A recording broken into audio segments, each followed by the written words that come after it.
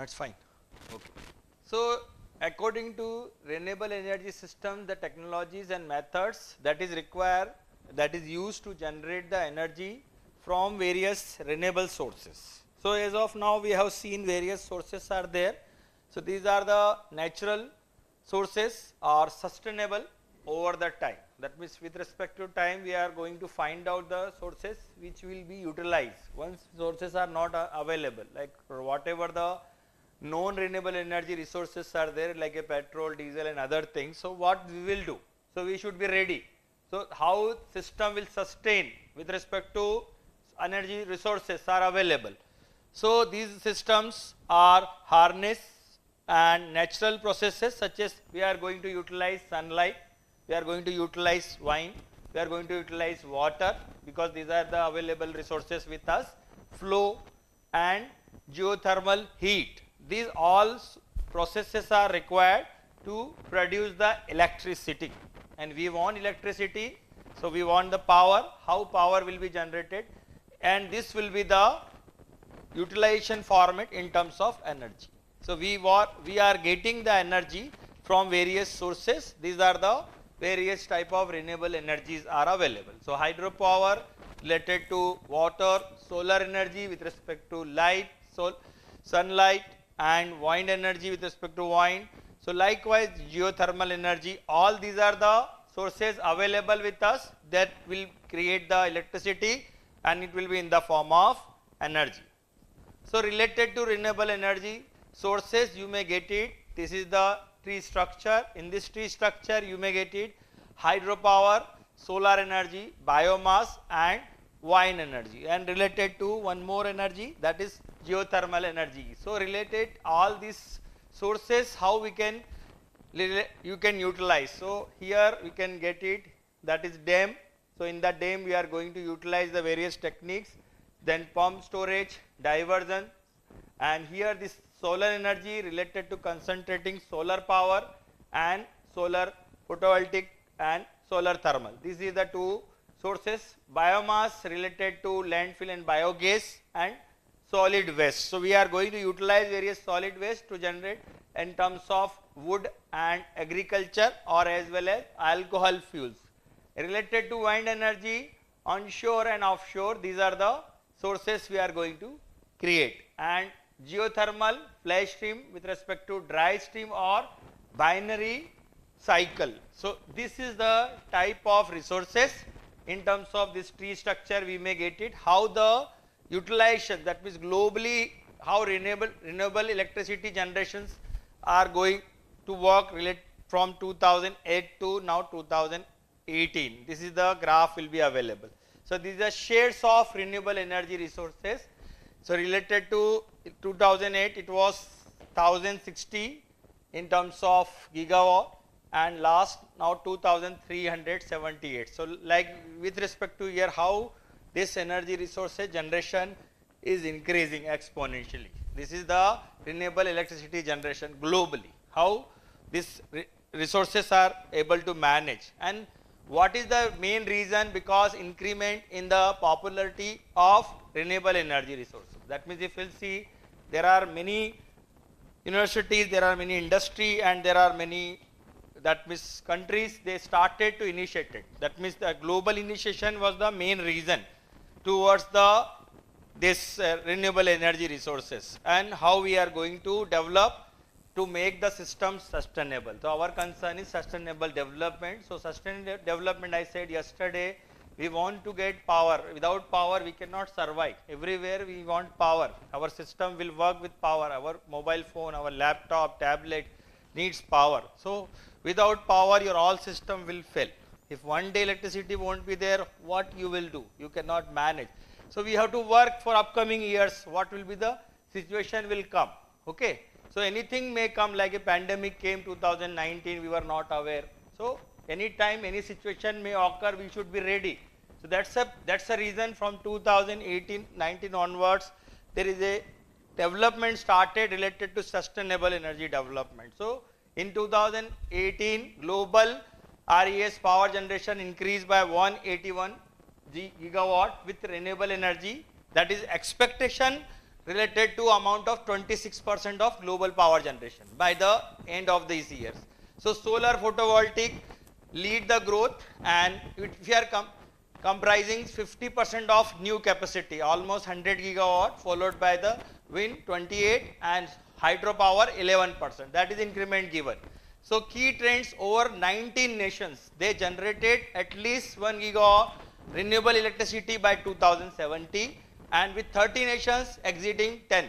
So related to solar photovoltaic, they show the highest growth. That means the rate increased from 2013 to 18, although hydropower remained the largest contributor in renewable electricity. That means almost 48% share by 2018. And from 2018, the wind had 591 gigawatt of capacity, PV had 505 gigawatt, biopower had 130, and geothermal had 13.3. So top countries, they installed this capacity by 2018 were lead China 30%, followed by USA, then Brazil, and then Germany. So already from the globally, they already started to work related to this electricity generations. So what are the trends are there in terms of energy generation from 2010 to 2020? So 2010 to 2020, whatever the renewable energy resources were available, that usage has increased, that we have seen the experience significant growth through this graph, rising from 2098 terawatt to 7,627 according to the IEA 2021 Global Energy Review report. So according to that report, this energy information has written. So hydropower is one of the key renewable energy trend. Its continued contribution was started, largest portion of the global energy, through the growth rate is lowest. Solar energy, another second version, which shows the significant upward due to the advancement in energy conservation efficiency. Wind energy also third, demonstrated steady and notable growth. And fourth is the bioenergy and geothermal. That is the minimum contributions due to the suitable locations, because we want limited locations are there, we want perfect location, as well as production process is very complex. Because of this reason, it work as a fourth level. So country who are working related to first hydropower, that means with water they are using for generation of electricity. So in India there are many dams are there. So how technology advancements are there in terms of enable to this renewable integrations. So renewable integrations basically is very important. Why? Because we are able to improve the efficiency, because solar power, solar panels as we are using, and there is a government also giving some subsidy related to solar panel who are installing the solar panel. Government is providing subsidy to them to give the encouragement related to solar. So solar panel efficiency has increased significantly. This reduce the land usage and maximize the energy output, as well as larger turbines. That is another efficiency, that point will be there. So wind turbine which are using for technology aspects, so advancements offer the higher capacity factors, or related to towers capture the stronger winds. The towers which are using, they will capture the stronger winds. So winds will run as per that, they have to capture. And the smart grid, that is the third aspect, how we are going to enable the renewable energy resources. So smart grid, that technology has utilized particularly balance supply and demand effectively. So whatever the demand will be there and whatever the supply will be required. So as per that, power generations, power transmission, and power delivery. These are the three aspects are there. So in that they are enabling better integrations of variable sources. So whatever the variable sources are there, they are providing the better integrations. So as per that, smart grid environment, how smart grids are working, what are the systems are there.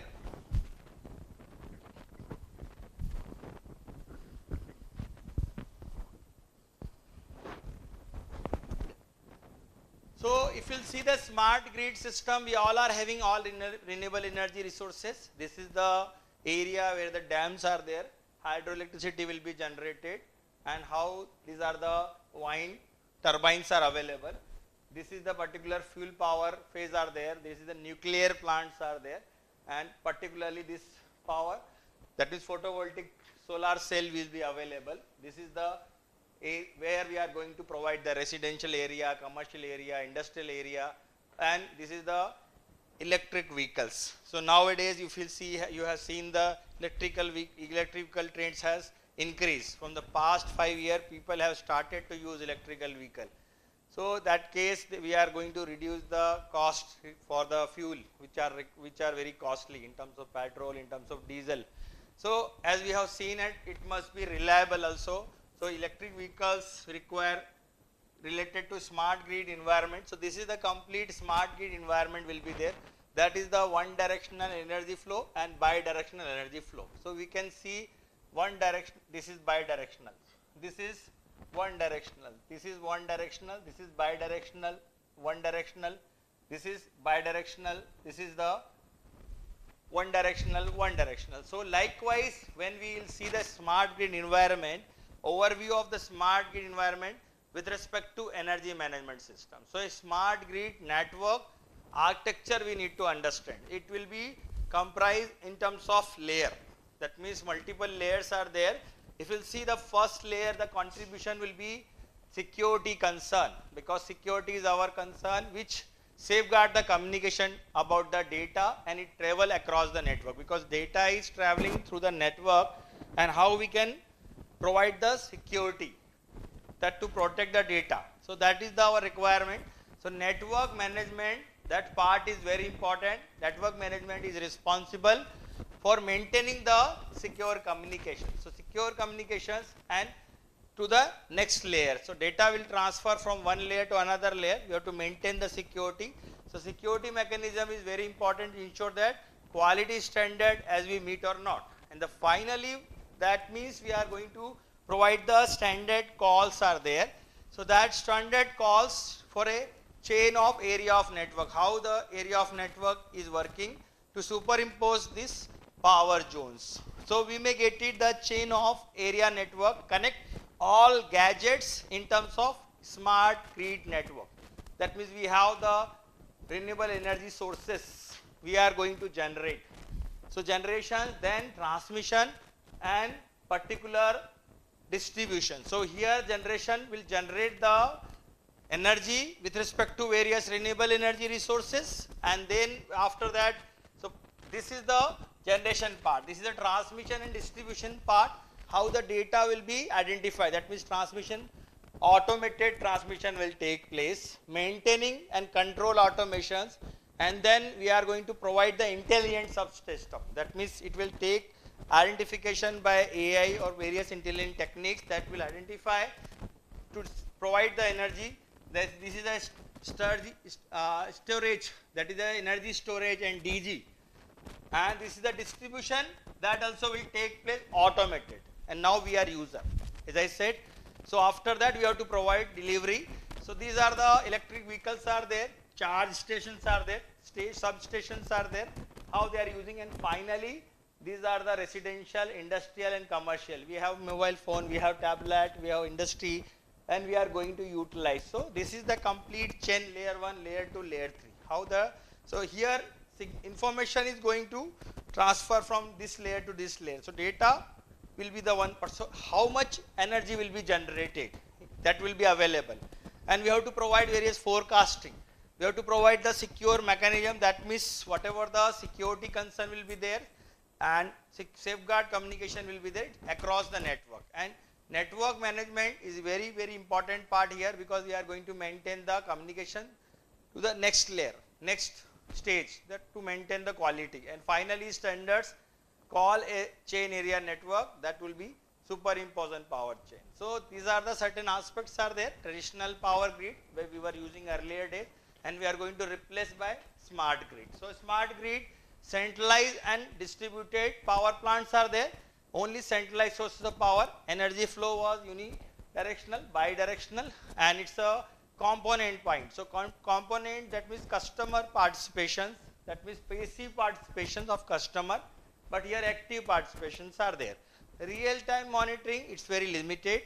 but here real-time monitoring will be there from generation to the customer. And integrations with renewable. So here difficult to integrate renewable sources, but here easy to integrate.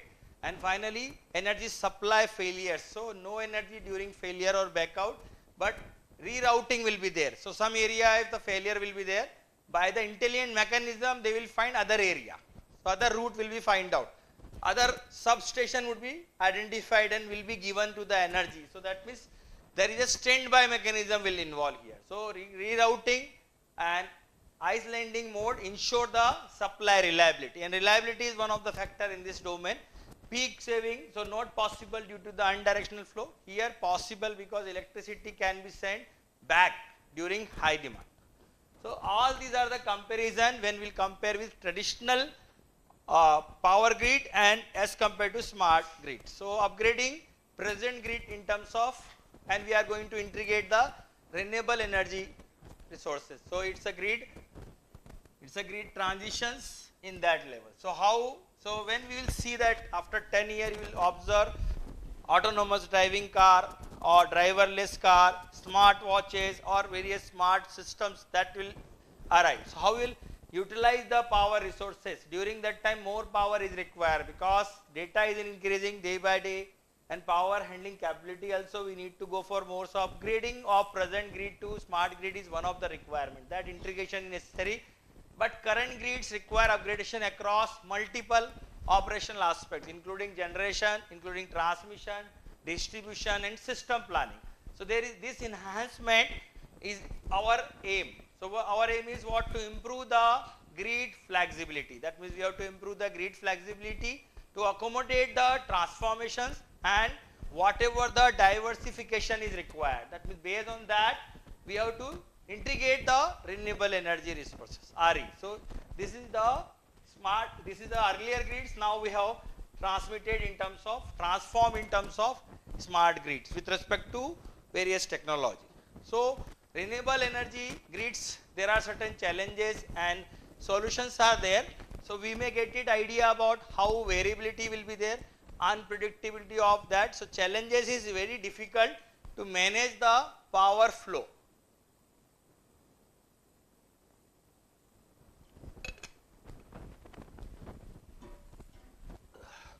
So what is the power flow of energy generation will be there, and what is the solution? So we are going to provide AI powered, artificial intelligence that need to be integrated.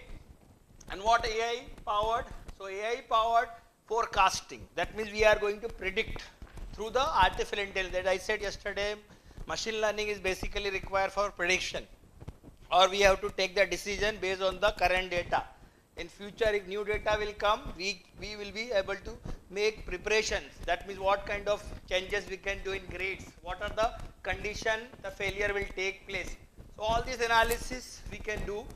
So according to that, AI powered forecasting models and battery and storage systems, that is more important. That is a solution when we want to go for variability and or unpredictability of renewable energy. So we can predict the renewable output. What is the output of the wind will be there, what is the output of hydropower will be there, what is the output of, like yes, morning sir explained about hydrogen and other aspects. So related to that we can balance supply and demand, how much supply is required.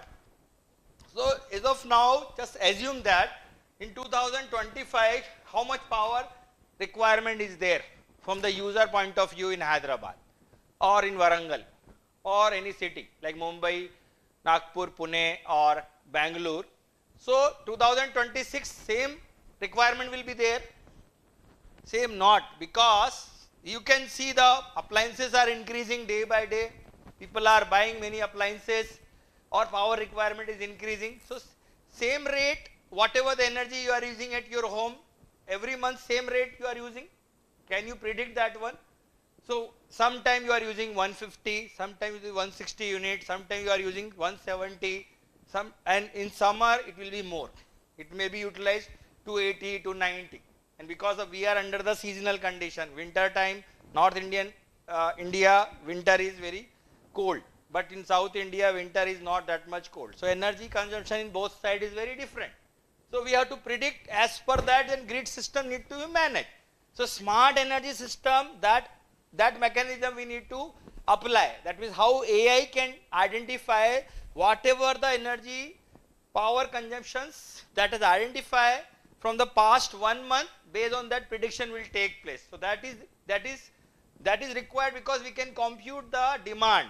So suppose last month 1 kVA was required, that means next month 1.1 kVA will be required, next to next month 1.2 kVA will be required. That prediction will take place based on the algorithms. So based on the data which we have collected from various energy meters are there. Now energy meters also became smart energy meters. You can observe now, previously 10 years ago there was no smart meter was there. So after some time it may connected to internet, it may give the data to directly to the as computer, and computer will be able to generate the reports, and many things will be able to take place. Data will be continuously collected.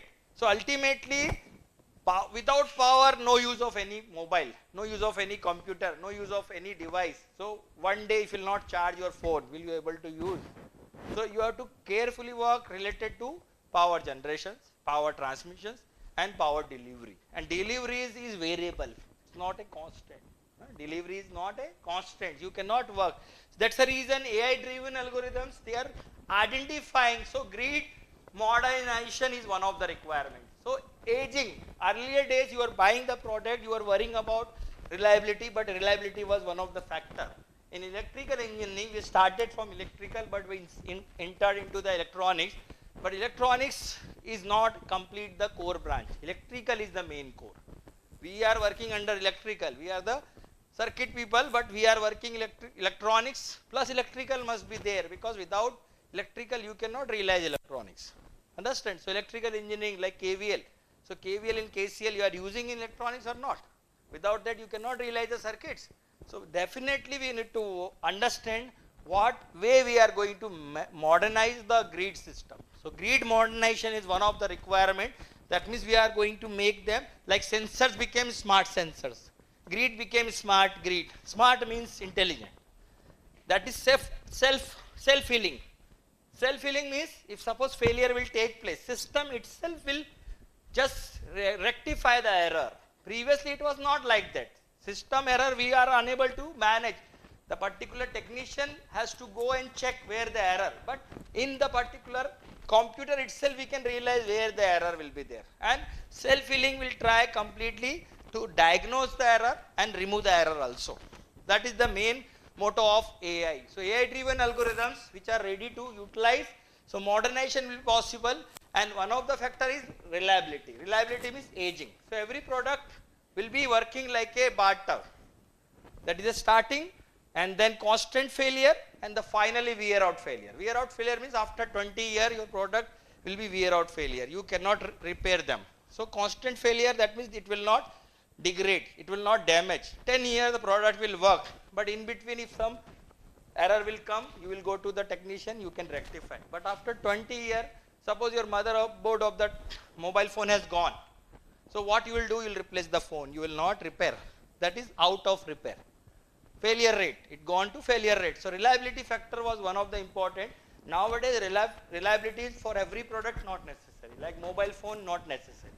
Reliability of mobile phone 3 year, 2 year only. But some product like television, laptop, or some other product which we require reliability, it may work 10 years, it may work 15 years also. So based on the company, they are providing the particular reliability. So here aging infrastructure and high energy losses during transmission. So it's promote distributed energy system. That means by using of rooftop solar to reduce the grid dependency and transmission losses, and collaborate with policy makers for new infrastructure regulations. Similarly, frequent power outage. Challenges, outage is because of weather. As I said, extreme weather, different weathers are there, aging infrastructures are there. So we have to provide backup sources, distributed systems, like a battery. You are using some places the electricity cut is more. So what people are using? Inverter people are using. They are using backup. So, but nowadays very less people are using the inverters, because in Warangal there is a only Saturday sometime power gone is there, 1 or 2 hours. So we need not require to use inverter. So if the one day 4 hour fever, 4 hour 5 hour cut will be there, then go. So battery storage can ensure that uninterrupted power supply during outage. Electromobility, that like electrical vehicle. We are using electrical vehicle now. We started more. So adoption create a new demand and potential grid instability. So smart grid with real-time data analytics with battery storage, we can manage the electric vehicle charging, bidirectional flows and voltage fluctuation. What will be the voltage fluctuation will be there. So to provide the electromobility, device will require to utilize for one place to another place. Suppose your car, whatever the electric vehicle you are using, two-wheeler you are using, and it has discharge after 50 kilometer. So you have to manage your charging there itself also. So you have to use some power source and charge it. So that is the mobility. So smart grid with real-time data analytics, battery storage will manage the electric vehicle charging. Finally, security threats. That means we have to understand about the security concern, because we have increased the vulnerability to cyber and physical attacks. So various cyber and physical attacks, that is threats have started. So use microgrids, distributed generations and blockchain technology. So we started to use blockchain technology to decentralize the systems and reduce the single point vulnerabilities. So this way we can use the various challenges and their solutions are there. How grid modernizations and preparing for renewable future. So that is possible based on the digitizations. So we have the digitalizations, advanced sensors, advanced analytics. We can improve the grid visibility, and this may be enabled in terms of real-time management for renewable sources. Second is upgrading infrastructure. We have to improve the transmission lines being upgraded to handle the increment of the flows and reduce the bottlenecks and congestions. Third, smart inverter. So inverter also became smart. That means automated systems, completely automated switching will take place. So smart inverter grid support functions, and this function include voltage and frequency regulation. So we have to manage the voltage, we have to regulate the frequency with the smart level. So these are the grid modernization techniques we are preparing for renewable future. So decentralizing trends with respect to local energy solution. So we have the three different tasks. What we are doing, microgrids. Microgrids, what exactly will do? Improve the energy resilience in communities, and also it enable the local generation. That means local area we can generate the power and distribute it.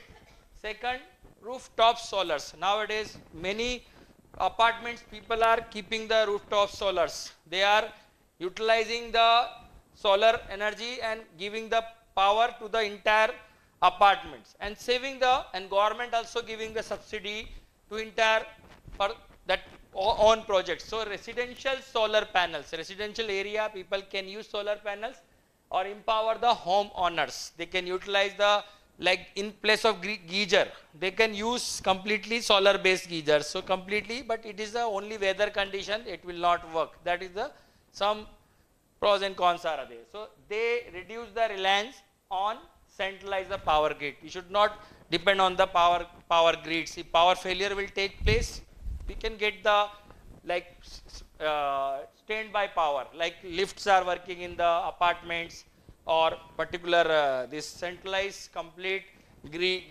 geysers are working with respect to power, or many other factors. A 1 or 2 bulbs in each house can be utilized in solar power. So standby backup will be available. That is the more important. Community projects. So community, they can on the particularly renewable energy projects for foster engagement, and it is very essential for sustainable energy transitions. So many communities they are using all these kind of aspects related to decentralized trend, local energy solutions. So according to renewable energy sources, it depend on power demand and whatever the policies are there in South India. So various reviews we have seen, various articles we have observed. In that article we found how the renewable energy, how we can mix with power productions what are the way power productions are working, what are the demand policies are there, what are the investments governments are doing, especially for South India. So they have proposed certain thermoelectric generator model. In that model, they are using solar dish collector technology, solar collector technology to meet the rural demand, because rural area there is a main problem, because the farmers are facing problem. They are getting electricity in night only, and they have to utilize, they have to give the water to the plants. How they will manage? So standby mechanism will be given. They can install this kind of system in with respect to based on the policies. So the model employ the parabolic concentrator. Parabolic concentrator of the solar panel will be there. Thermoelectric model will be there to generate the electricity directly from solar energy. So this is the one of the case study we can observe here. So what is the trends are there renewable energy in India? So we are leading producer and we are very ambitious. We have the ambitious goals. Now we are generating the power. And the third, solar power leader. So India is world third largest power consumer. We are required that much. We are in third with respect to power consumer. Then renewable energy producers also related to renewable sources and accounting 30% of total installed capacity in 2020. And as India's aim is what? To source half of its power from known fossil fuel sources. That means we want to get the power from known fossil sources by 2030. That is the aim given by the Indian government. And produce the 175 gigawatt of renewable energy by 2022 and 500 gigawatt by 2030. And we want to become a solar power leader in all over the world. So it will be possible because India is home to 3 of world largest solar parks are there, and including the 2255 megawatt, that is the Badla solar park in Rajasthan developed. So we can see how renewable energy resources we have started in our country. So related to energy mix in southern states, we can get it Andhra Pradesh, we may get it Tamil Nadu, and we may get it details about Kerala. If you see the Andhra Pradesh has the total installed capacity is 20,081 megawatt with focus of solar power. An aim of meet to power demand while minimizing the carbon emissions. And in Tamil Nadu, they have diverse power generation portfolio up to 31,894 megawatt capacity, including 15,779 megawatt from sustainable sources only, like wind and solar energy. Similar way, in Kerala, the power generation cover 52% consumptions with the focus on hydropower. They have focused hydropower and increment demand on solar capacity 2,500 megawatt by 2030. So this is the status of energy mixing in southern states. This is the policies in South India related to Andhra Pradesh, focus on solar power projects. They provided many policies related to solar power project. They have given rooftop systems, they have given solar parks and solar powered pump sets. The government has provided many projects and we initiated many communities. As in Karnataka, encourage renewable energy projects with respect to wind, solar hybrid project they encourage, distributed generation also they encourage. And Kerala, they promoted solar panel installation and solar water heating systems. And Tamil Nadu, if you see the encouragement, consumer to become prosumers and configure the new energy meters. So they configure various new energy meter in Tamil Nadu to manage the all energy resources. So we can visualize the energy resources in this. So how budget allocation and future direction will be there? That means increasing the investment. As of now, we can observe the cost is power generation would be high. Okay, so we have to bear that cost because initial cost will be bear to users only. So how to decrease the cost with power generation increase and how to manage investment. So increasing investment, budget allocation for clean energy and increasing the across South Indian states, indicating that commitment to sustainable development. The second, thermoelectrical generation. How we are going to get this? So thermoelectric power generation is suggested as a alternative energy resources. This is the production method to utilize to implement extensively. And the third, sustainable development goal. That means SD became very popular from the past 5 years because of that means we want to give the efforts aligned with United Nations. They given the United Nations has given the main idea that sustainable development goals. They provided certain goals. So that goals are needed because we have to promote the clean and clear energy and affordable energy. That is the mandatory requirement. Based on the UNO goals, every countries are working for sustainable development. So Denmark's renewable energy transition. If you will see in abroad, Denmark has successfully transited from coal to diversify mixing of renewable energy resources, and they were driven by the supportive government policy. That means they have done all this with the help of government policies only. And related to Denmark energy mix conditions, they utilize wind energy. That means Denmark leads in wind energy. They are leading. They are producing 40.7 of electricity from wind only in Denmark. And there are many projects are working there, and they are promoting solar contribution 2.8 growing segment with potential future expansion. Related to biomass, because waste material or biodegradable material, how they are going to utilize 17.8 divert from biomass and waste, promoting sustainable resources use. And the last, market approach. Their market approach is very flexible energy generation, and they are importing to the power to the other nearby country in European states. So Denmark's wind power historical perspective will be there, because early beginnings, Denmark's journey begins in the late 19th century. There is a small wind turbines powered rural communities. They started from rural communities. By 1970s, that oil crisis was there.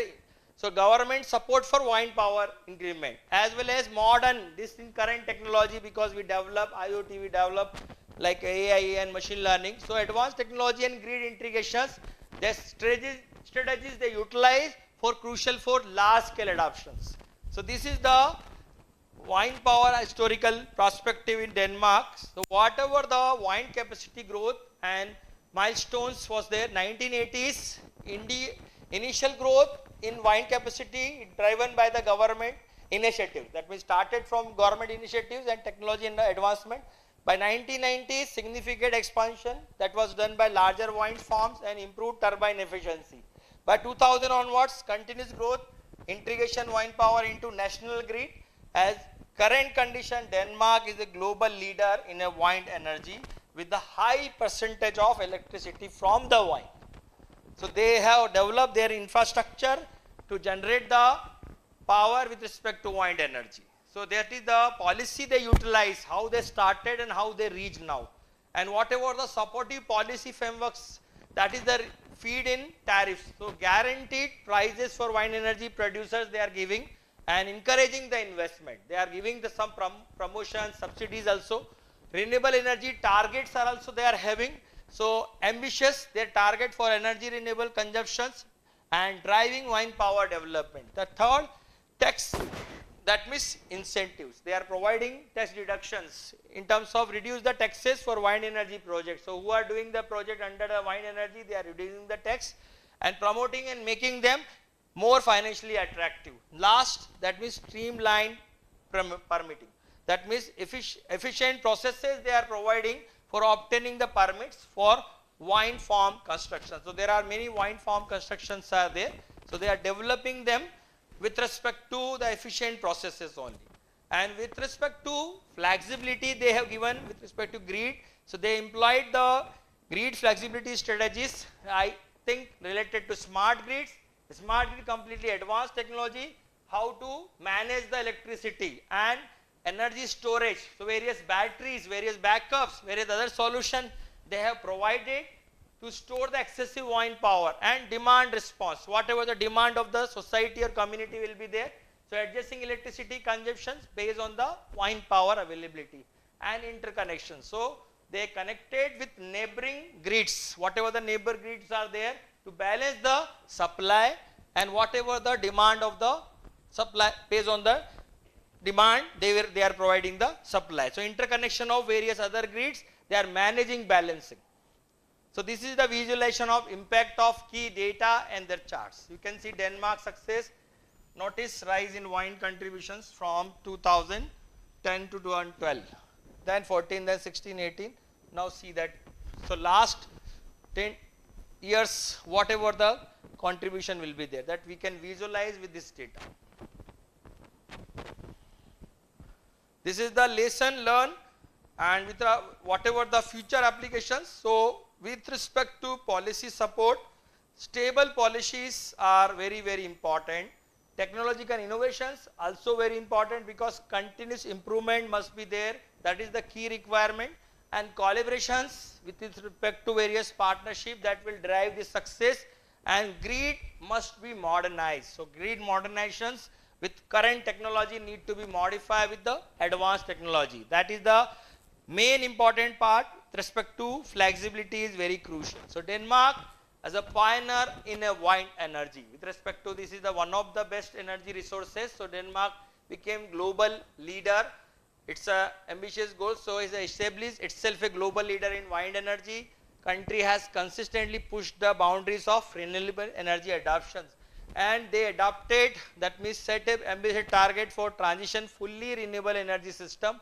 And aim of this system is to their carbon footprint significantly they want to reduce, and sustainable future. So Denmark is looking, and commitment is sustainability is very, very important part that is evident for long term energy planning. So they focus on creating on green and resist whatever the resilient economy will be there. So this is the their main, they are in the particular pioneer in wind energy.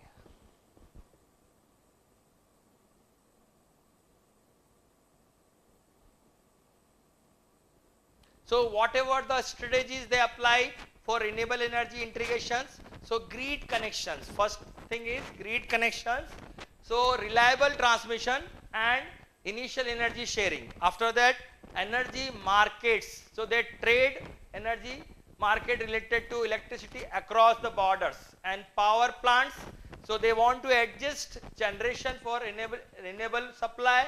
Forecasting tools, so they want to predict whatever the energy resources they are generating, what is the demand, supply will be there, and what is the demand will be there, and how we can predict that energy, renewable energy productions based on the requirement. That I said, machine learning and deep learning models are important to forecast. So related to clear rules, they encourage the renewable energy growth. And finally, Denmark aim 100% renewable electricity through advanced grid and interconnection cooperation. They want to completely remove the petrol and fossil fuels from the market. They want to go for 100% dependent on this renewable energy resources. So they want to just convert the complete grid into modernize. That is the main expansion for renewable transmission. So infrastructure must be upgraded, capacity must increase, and regional integration must be there. That means whatever the new transmission lines they are using, that will connect to renewable energy resources.